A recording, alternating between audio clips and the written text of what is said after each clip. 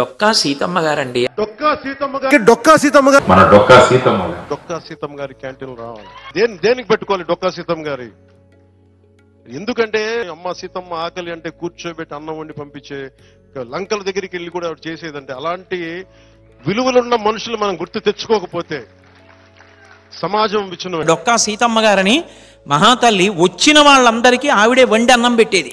Hello everyone, నేను 10th class వరకు తెలుగు మీడియంలో, అది కూడా మన స్టేట్ సిలబస్లోనే చదువుకున్నా.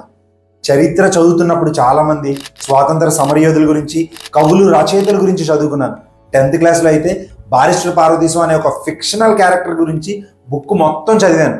కానీ ఈ డొక్కా సీతమ్మ గారి గురించి చదవడం కాదు కదా, కనీసం పేరు కూడా వినలేదు నేను. అయితే ఇప్పుడు డొక్కా సీతమ్మ గారి పేరు చాలా ఎక్కువగా వినిపిస్తుంది. దీంతో పాటు రాష్ట్ర ప్రభుత్వం కూడా డొక్కా సీతమ్మ గారి పేరుని మధ్యాహ్న భోజన పథకానికి పెట్టడంతో అసలు ఎవరివిడ తెలుసుకోవాలనే ఒక క్యూరియాసిటీతో ఇంటర్నెట్లో సెర్చ్ చేయడం మొదలుపెట్టాను. రైస్ బౌల్ ఆఫ్ ఇండియా అని పిలువబడే మన ఆంధ్రప్రదేశ్లోనే ఎన్నో వందల మందికి నిత్యం అన్నం దానం చేసిన అపర అన్నపూర్ణ ఈ డొక్కా సీతమ్మ గారని తెలిసింది. ఎంత పెద్ద ఎండలు కాసినా, వానలు పడినా, వరదలు వచ్చి లంకలన్నీ మునిగిపోయినా సరే ఆవిడ ఆపకుండా, అడిగిన వారికి లేదనకుండా అన్నం పెట్టిన నిరతాన్న దాత్రి అని తెలుసుకున్నాను. అయితే ఈవిడి సేవలను గుర్తించిన అప్పటి బ్రిటిష్ ప్రభుత్వం లండన్లో జరుగుతున్న ఎడ్వర్డ్ 7 పట్టాభిషేకానికి ఈవిడికి ఆహ్వానం పంపారని తెలుసుకొని చాలా ఆశ్చర్యపోయాను. ఇంటర్నెట్లో ఉన్న లిమిటెడ్ ఇన్ఫర్మేషన్ కాకుండా ఈవిడ గురించి మరిన్ని విషయాలు తెలుసుకోవాలని, ఆ తెలుసుకున్న ప్రతి విషయాన్ని మీతో షేర్ చేసుకోవాలని ఆవిడ నివసించిన లంకల గన్నవరానికి నా ప్రయాణాన్ని మొదలుపెట్టాను.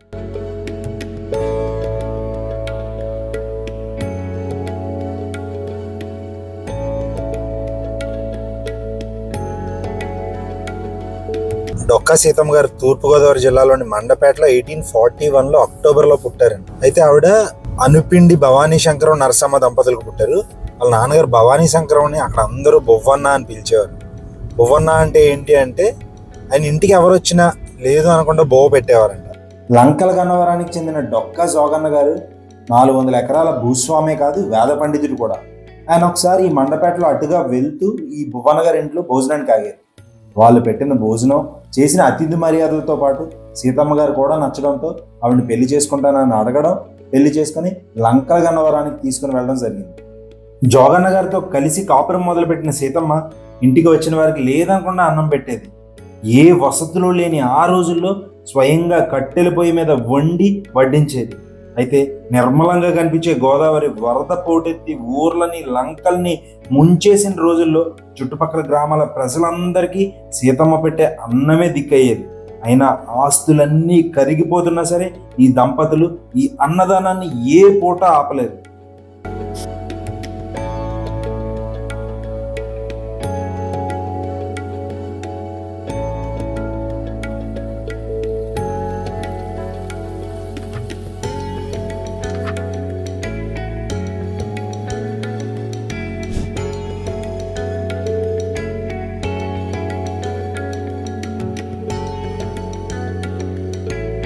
మండపేటలో పుట్టిన సీతమ్మ గారు పెళ్లి తర్వాత జోగన్న గారితో కలిసి లంకల గన్నవరంలో ఉన్న ఈ ఇంటికి వచ్చారు. ఇదే ఇంటి నుంచి ఆవిడ ఎంతమందికి అన్నదానం చేశారో మనందరం మాట్లాడుకున్నాం ఆల్రెడీ. అయితే ఈ ఇల్లును ఇప్పుడు ఇండియన్ పోస్ట్ ఆఫీస్గా యూజ్ చేస్తున్నారు. కానీ సీతమ్మ గారి ఫొటోస్ కానీ, ఆవిడ యూజ్ చేసిన చాలా ఐటమ్స్, ఈ అన్నదానానికి కానీ ఆవిడ రెగ్యులర్గా యూజ్ చేసుకునే ఐటమ్స్ ఇంకా ఇంట్లో ఉన్నాయి. ఇంట్లో లోపల ఎలా ఉందో ఒకసారి చూద్దాం.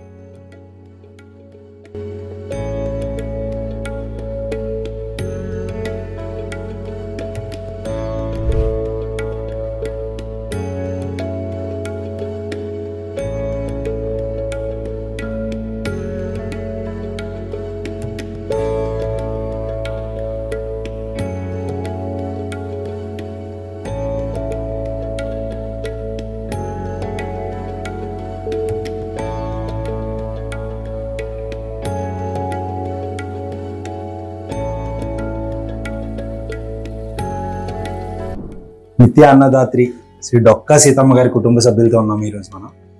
ఆవిడ ఇని మనముడు శ్రీ భీముడు గారు, ఆయన భార్య లక్ష్మీప్రభ గారు. నమస్తే సార్. చాలా థ్యాంక్స్ అండి, మీ టైం మాకు ఇవ్వడమే చాలా ఎక్కువ. మాకు తెలియని కొన్ని విషయాలు సీతమ్మ గారి గురించి మీరు చెప్తారండి. ఇదేతో మొదలు పెట్టారు అన్నదానం చేయడం. ఇలాగా రహదారి ఇలా దగ్గర నుంచి రహదారి అలా కోడేరు, ఎక్కడారి ఇటు పక్క నుంచి దొడ్డుపట్ట రేవు దాటి ఇలా వచ్చేవారు. అటు పాలకొల నుంచి ఈస్ట్ వెస్ట్కి అసలు పడవలు దాటే వచ్చేవారండి. ఇది ఒకటే కొంచెం హైట్ లో ఉంది, దెబ్బ హైట్ లో ఉంది. ఉభయ గోదావరి, పశ్చిమ గోదావరి జిల్లా, తూర్పు గోదావరి జిల్లాకి పడవలు దాటి వచ్చేవారు. పడవలు దాటి మార్గ మధ్యలో సీతమ్మారి ఇల్లు ఉంది, అన్నం పెడుతుంది, మనం భోజనం చేసి వెళ్ళొచ్చు అనే దృఢ సంకల్పం వాళ్ళలో ఉండేది. అంటే అసలు ఈ చరిత్ర రాయడానికి గల కారణం కూడా అండి, సీతమ్మ గారు భర్తతోటి ఇలా అన్నదానం చేస్తుంటే పక్కన వాళ్ళు వేద పండితులే, మిర్చిపాటి సీతారామచంద్ర గారు అని చెప్పేసి ఆయన ఈవిడి దాతృత్వం చూసి పేపర్ మీద చరిత్ర రాయడం మొదలు పెట్టారు. లేకపోతే అసలు చరిత్ర లేదండి. ఓకే అండి, సీతమ్మ గారు అసలు జీవిత చరిత్ర లేదు. అప్పట్లో ఆయన చేతితో రాయడం మొదలుపెట్టారు. వాళ్ళ అబ్బాయి మిర్చిపాటి నారాయణ గారు కూడా ఈవిడ జీవిత చరిత్రని అలా ఢిల్లీ వరకు పుస్తకాలతో రాసి పంపితే బాలయ్య గారు ఢిల్లీ పార్లమెంట్ లో ఫోటో చూసి ఈవిడ ఎంత ఉందా, మా అమలాపురం నియోజకవర్గ కాన్స్టిట్యున్సీ మన గోదావరి నది మీద పీగన్న అక్విడెక్ట్, ఆ అక్విడెక్ట్ కి డొక్కా సీతమ్మ భారత్ అని చెప్పేసి పెట్టారు. అలా స్థిరస్థాయిగా అన్నదానం చేస్తూ అంటే ఆస్తి ఆవిడ తరిగిపోతే అంటే అలా అన్నదానం చేస్తూ తరిగిపోయిందండి. సగం నదీ పథకం అయిపోయింది. కొన్ని ఎకరాలు ఆయన భర్త అన్నారు, ఎందుకే ఇంత అన్నదానం చేస్తున్నాం, తినడానికి మనకి తిండి లేదు, కాబోయే మన పిల్లలకి మన మనవలకి ఆస్తి ఉండదు, ఎందుకు వచ్చిందంటే పెట్టించి నరికేస్తాడు ఆ పరమేశ్వరుడు, వాడే పెడతాడులే పర్వాలేదు అని చెప్పారు. ఆవిడ చెప్పడంతో భర్త కూడా అలాగే సహకరించాడు. ఇదంతా అయిపోయిన తర్వాత పొలం దున్నుతుంటే జోగన్న గారు లంకి బిందులు దొరికిందండి. ఆ లంకి బిందులు అంతా కూడా బంగారపు నానాడే. ఆ నాణ్యాలతోటి కొంతకాలం కొన్ని సంవత్సరాలు ఆవిడ అన్నదానం చేసింది. భర్త చనిపోయిన తర్వాత కూడా ఆవిడ అలాగే అన్నదానం కొనసాగించిందండి. సో లండన్ లో కింగ్ ఎడ్వర్డ్ గారు చక్రవర్తి గారి పట్టాభిషేకానికి అమ్మగారిని రమ్మన్నారని, సీతమ్మ గారిని రమ్మన్నారండి. రమ్మంటే ఆవిడ మన అప్పటికి ఆంధ్రప్రదేశ్, తెలంగాణ అనే రాష్ట్రాలు లేవండి. ఇప్పుడు మొత్తం అంతా కూడా మద్రాసు గవర్నమెంట్ అయ్యేటప్పటికి తూర్పుగోదావరి జిల్లాకి కలెక్టర్ తోటి వచ్చారు. వచ్చి అక్కడ ఇంటి ముందు అక్కడ ఎక్కడో ఆగారు. మొత్తం మీద ఆగి వచ్చేటప్పటికి సీతమ్మ ఇంట్లో ఉంది. ఏమంటే ఇలాగా మరి మా బ్రిటిష్ చక్రవర్తులు మిమ్మల్ని తీసుకురమ్మన్నారండి, పట్టాభిషేకం చేసుకుంటారంటే రాను, నేను వెళ్దామని, నా భర్త గారు చనిపోయారు, నేను రాను, ఇక్కడ అన్నదానం, ఇక్కడ వచ్చేవాళ్ళకి అన్నం పెట్టాలి కదా, నేను వస్తే ఇక్కడ ఎవరు అన్నం పెడతారు అని చెప్పింది. నాకు పుట్టవద్దు, అంగుడిగా ఆరంపాటాలకి నేను అన్నదానం చేయట్లేదు నాయన అని చేస్తున్నాం, నాకు పుట్టవద్దు, ఏమీ వద్దు అని చెప్పేసి ఆవిడ చెప్పడం జరిగిన తర్వాతను నా ఉద్యోగం పోతుంది అని కలెక్టర్ గారు చెప్పారు. సీతమ్మ గారు ఉద్యోగం పోతే నేనే వచ్చిన వాళ్ళకి భోజనం పెడుతున్నాను కదా, నీ ఉద్యోగం పోతుంది, నువ్వెలా తింటా, సరే తీసుకోమని ఆవిడ అలా కుర్చీలో కూర్చుంది. అదే కూర్చోండి, ఆ కుర్చీలో కూర్చుని సీతమ్మ ఫోటో తీసుకుంది. ఆ ఫోటోనే మేము జాగ్రత్తగా పదిలిపరికి ఇంతకాలం వరకు భద్రపరిచాం. ఇది కూడా అండి, ఆ బ్యారేజ్ కడుతున్నప్పుడు అక్కడ పని వాళ్ళు చెప్పుకుంటున్నారు, సీతమ్మ అన్నం పెడుతుంది లంకల గన్నవరం అని చెప్తుంటే ఆయన విన్నాడు.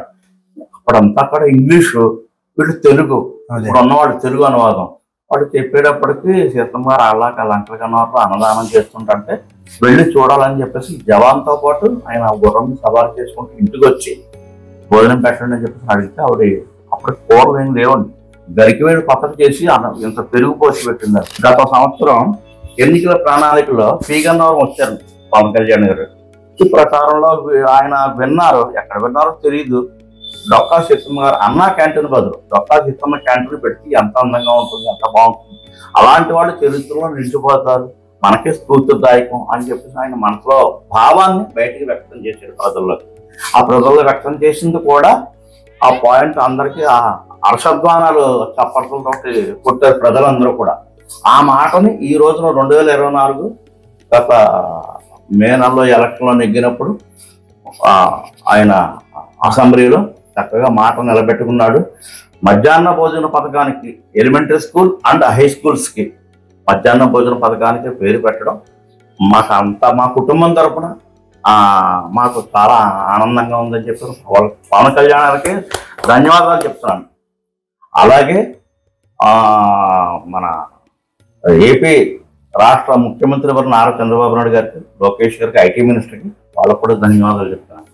చాలా థ్యాంక్స్ అండి. అడగగానే అంత దూరం నుంచి వచ్చి మీ కాల్ బాగాలేకపోయినా మీకు తెలిసిన నా కోసం చెప్పారు. థ్యాంక్ యూ అండి. Thank you so much. ఆస్తులన్నీ కరిగిపోతున్నా, ఎన్ని ఆటంకాలు కానీ అవరోధాలు కానీ వచ్చినా అన్నం పెట్టడం ఆపలేదు ఆ మహాతల్లి డొక్కా సీతమ్మ గారు. అలాంటి వ్యక్తి గురించి తెలుసుకునే అవకాశం కూడా మాకు బుక్స్లో కానీ మా కరిక్యులమ్స్లో కానీ ఎక్కడా లేకుండా చేశారు. కనీసం ఇప్పుడైనా సరే ప్రభుత్వం గుర్తించి ఆవిడ పేరు మీద మధ్యాహ్న భోజన పథకాన్ని స్టార్ట్ చేశారు.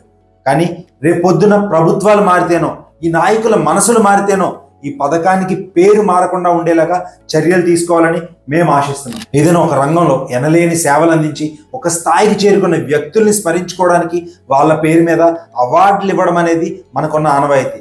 ఇలాగే మనం ఎన్నో బ్రేవరీ అవార్డ్స్ కానీ, సాహిత్య రంగంలో కానీ, క్రీడా రంగంలో అవార్డులు ఇస్తున్నాం.